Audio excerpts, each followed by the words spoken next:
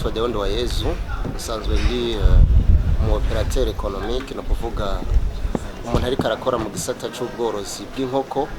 Ibyo nsanzwe nkora je ndi umuyobozi wishira mu gitwa Suave Product Company, nishira hamwe y'ugwaruka isanzwe rikora amamashini abundikira, isanzwe kandi rigwiza imiswi muri amamashini nyene dukora aha mu Burundi nyene.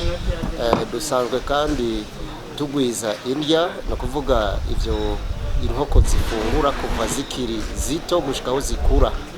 Tukaba kandi dutanga n'inyigisho muri ico gisata nyene zishobora gutuma abadushorera bose imbere yuko baza kugira ico baguze babanza kuronka inyigisho zituma bashobora kurangura umugambi neza atakibazo bagize.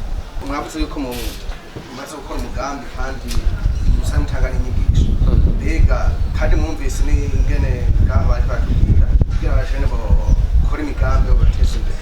Mbega wewe urinde ushaka kurwo rugero nta ntambamye mwaho Beyo muhuye nazo uzisibita gute nk'abandi nk'urundi rwaruka ruri mu migambi yo kwiteza imbere beya ntumbero ya leta Burundi bifashe demire karani no Burundi uteye imbere neza ubu bahanura iki abahura n'ingorane basanga bahevye n'imigambi. Intambamye y'umuntu uwo ari we wese nka jewe nyene natanguye ntibaza yuko bizokunda.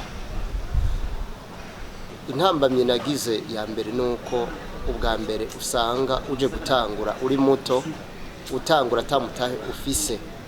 Umuntu arashobora kuba afise umugambi ariko ugasanga ntari karawushitsa bivanye nuko uburyo buca bumwugara. Iyindi ntambamye ni kibazo usanga kitari kuri twebwe abarundi gusa cyangwa kitari kugwaruka gusa, usanga amasoko agoye kubonekana canke kuyashikira. Kuko ni byiza ko umuntu atangura umugambi ufise isoko imbere yuko yinjira muri ivyo bikorwa atazokunguka canke yinjira muri ivyo bikorwa ataho azobishikana.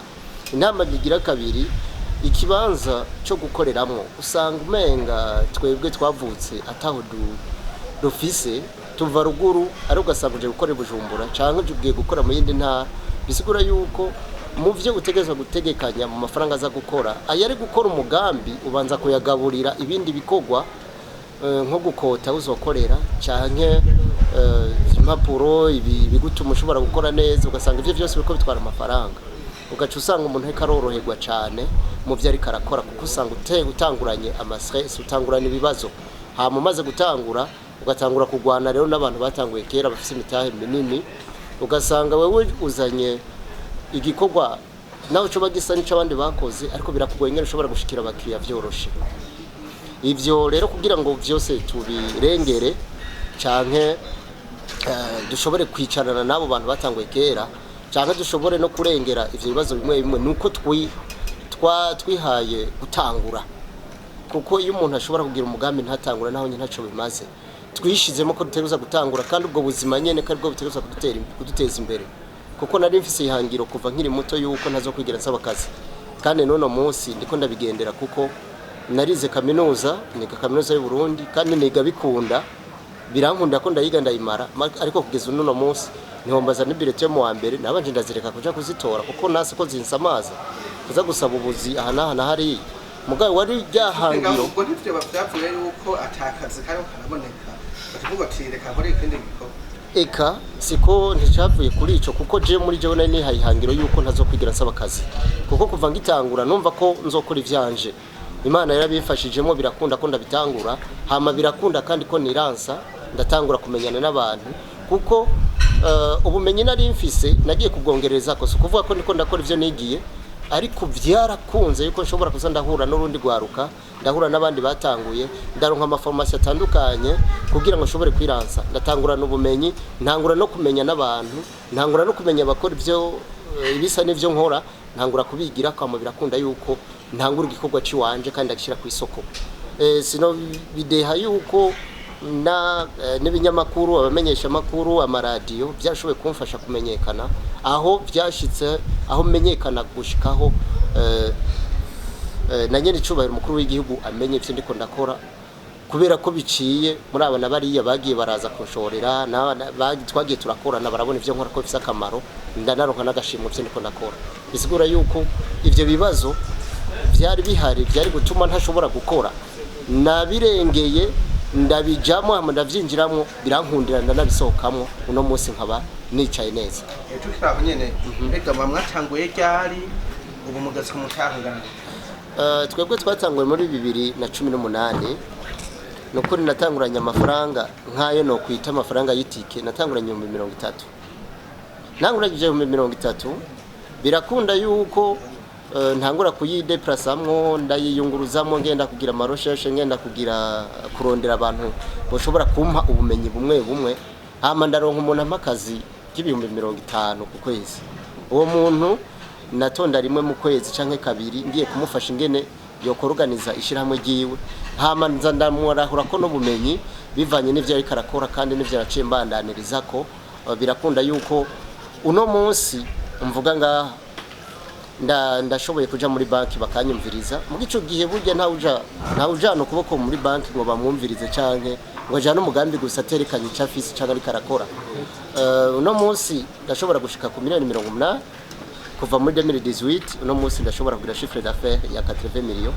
Ivyo birashobora kumfasha ko nshobora kwicara hamwe n'abandi nkavuga ati ndumugwiza tunga kandi abishoboye kandi abishikanye.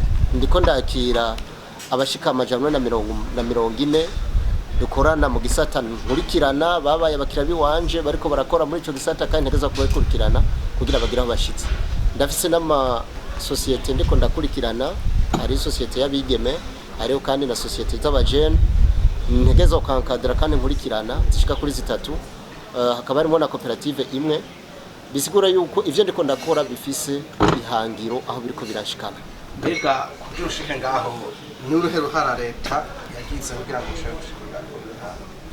Icambere kenshi barakunda kuvuga leta kutegezwa kudukurikirana bugikwiye gukurikirana umuntu yatanguye kuko utarasohoka ntushobora kumenyekana yuko ari ikintu ufise ushobora gukora. Ubwa mbere leta idufasha mu mategeko mu kutwemerera gukora by'ukuri kandi tugakora twemerewe yuko turimwo mu bagwiza tunga bo muri iki gihugu, ikaduha kandi cyo no kwita umutekano. Burya turiko turakora ibikorwa by'iwacu ariko hirya no hino bariko baragwana nta udandaza nta ugirane. Burya umutekano uhari ni tunga rikomeye dushobora gukoreramo. Ikindi cya novuga leta yadushiriyeho ibanki y'ugwaruka.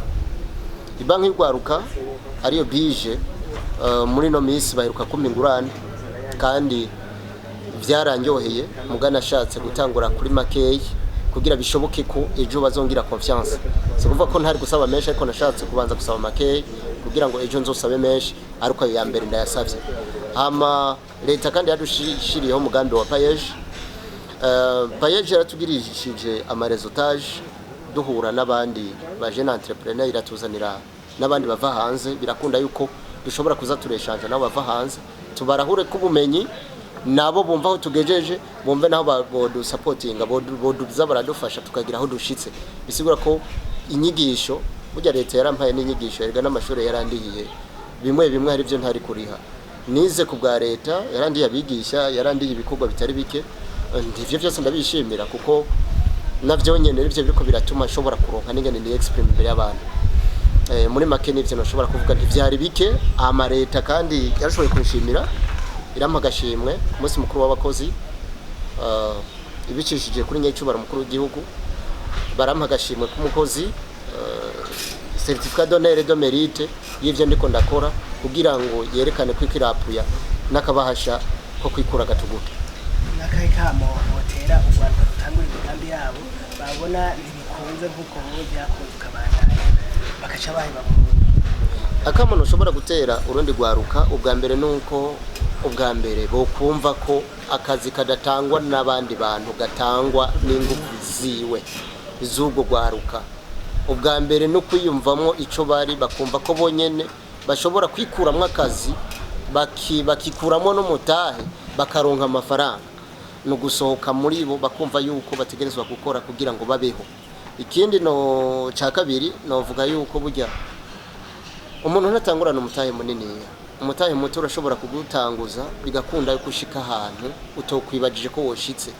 Hama ikindi naco no kubahuka utubahutse kuzuraja hamwe n'abandi hari byo datahura umaze kubaho kukazi urajana hamwe n'abandi uraronka ivyitaruzi bigakunda ko usohoka hama twokorana no ko developer partenariat tugakorana hagati yabo yacu nabo akandi natwebwe gwaruka burya tuba dufise ibibazo nibatwemerere yuko boza baratwigisha abamaze kugira aho bashitse batwemerere kutwugurura imiryango batarinze kudusaba amafaranga batarinze kudusaba ibinabiriya bikazodutuma dushobora natwe kudevelopa biri muri twebwe kubera ko twabonye abo turabirako nibemere kutubera ba exemple nabo natwe tuzoshikaho bageze ntibavyigunganirize ko murakoze.